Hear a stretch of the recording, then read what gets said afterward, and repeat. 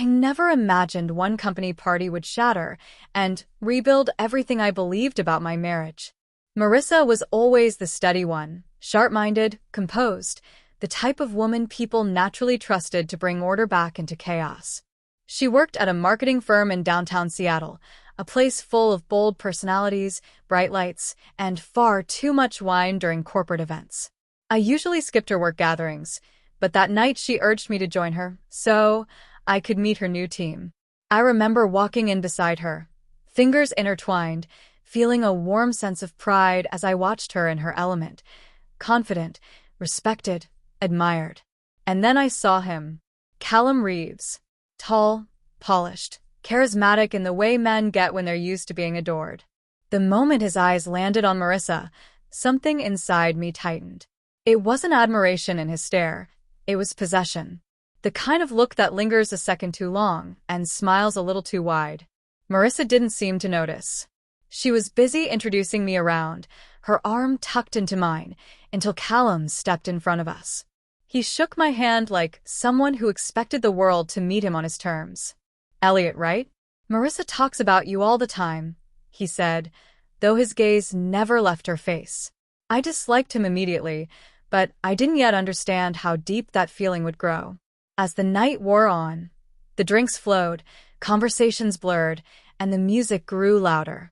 Marissa stepped away to talk to a few coworkers. I watched her quietly from across the room. She seemed relaxed and cheerful. But then Callum approached her from behind. He placed his hand on her back, too low, too familiar, and she went rigid. She didn't shove him off, didn't smile, just froze. Her shoulders tightened, her eyes widened. That was enough for me. I crossed the room, but by the time I reached her, he had already stepped away, still smiling like nothing had happened. "You okay?" I murmured. She nodded, but when she lifted her glass, her fingers trembled. That tiny shake told me more than any explanation could. I stayed close for the rest of the night, watching as Callum hovered around her like a moth circling something he believed belonged to him. By the time we left, Marissa was quiet, too quiet. At home, she finally broke. "He touched me," she whispered, voice shaking. "I didn't want him to. I told him to stop earlier this week." Those words hit me like a punch. "Earlier this week?" She nodded, tears filling her eyes. "He's been making comments, getting too close. I didn't want to worry you." A cold clarity settled in me. Not rage, focus. The kind that arrives when everything suddenly becomes obvious. "You're not the one who should be worried," I told her. "He is." I barely slept that night. I kept replaying what happened, realizing Callum's behavior wasn't a slip, it was entitlement. Men like him don't stop unless someone makes them. By morning, I had a plan. No yelling, no confrontation. Men like him thrive on drama. They twist it and make themselves the victim.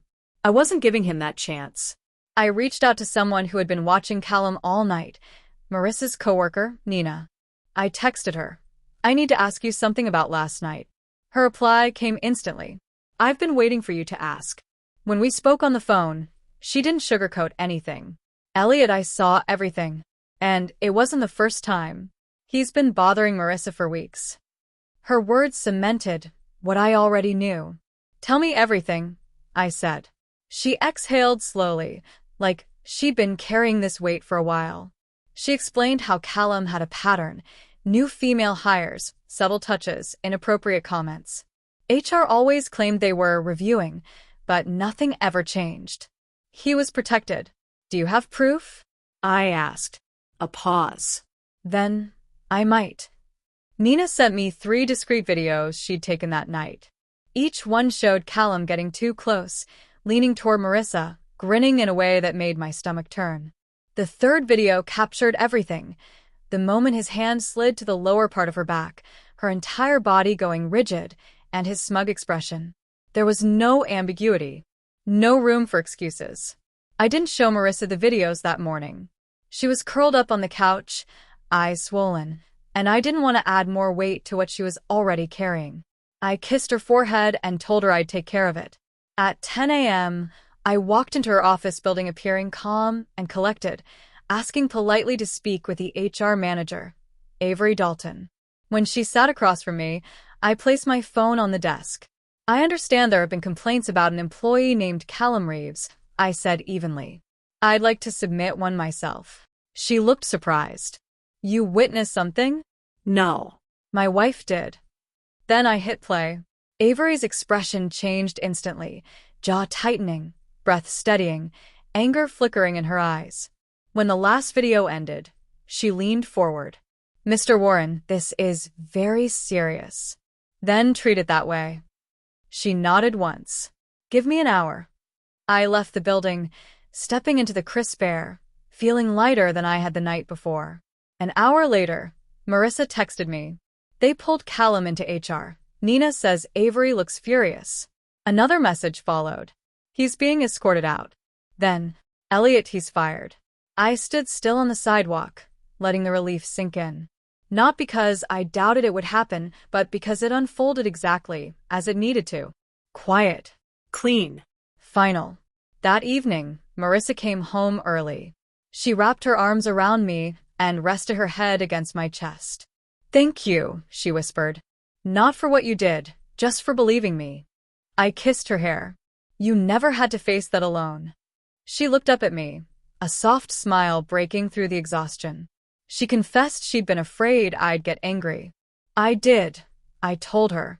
But I focused it. In the days that followed, everything in her office shifted. More women came forward. HR reopened old cases. Policies were rewritten. Training was strengthened. Callum's firing became a documented example, not a rumor. The man who thought he could get away with anything finally faced the consequences he'd been dodging for years. And between Marissa and me, something changed too. She grew more open, more vulnerable, not out of fear, but because she finally understood she never had to carry her burdens alone. Sometimes justice isn't explosive. Sometimes it arrives quietly, without theatrics. And sometimes the most powerful endings are the ones handled with calm, unwavering certainty.